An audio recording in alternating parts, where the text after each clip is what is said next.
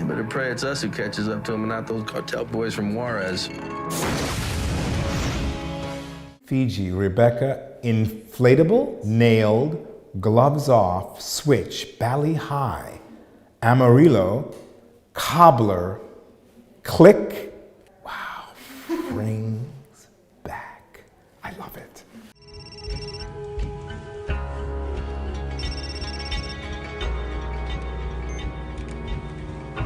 It's all clear.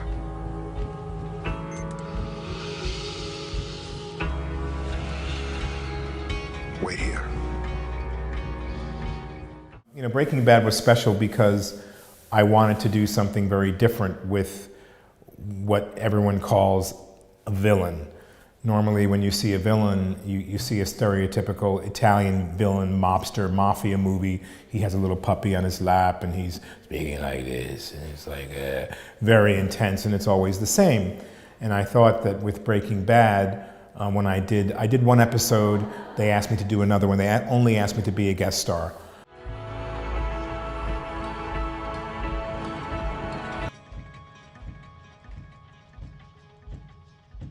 Now, if you remember the beginning of the show, I was basically a waiter in Los Pollos Hermanos.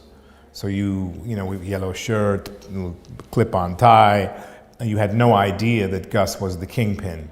And I loved this idea. I thought, because how many people in our world are hiding in plain sight? There must be many. If you try to interfere, this becomes a much simpler matter. I will kill your wife. I will kill your son. In many ways, I think people liked Gus because he had morals. He had a moral background. He tells Walter right from the beginning, when Walter says, you know, he comes to the Pollos for the second time and he says, people say that we're very much alike. And Gus begs to differ. You know, when he finally reveals himself to Walter, he says, no, we're not alike at all. You can never trust a drug addict. And he's working with a drug addict. So he doesn't want to work with Walter. That's someone who has integrity. And I think this is the reason people really gravitated toward Gus and wanted Gus to win.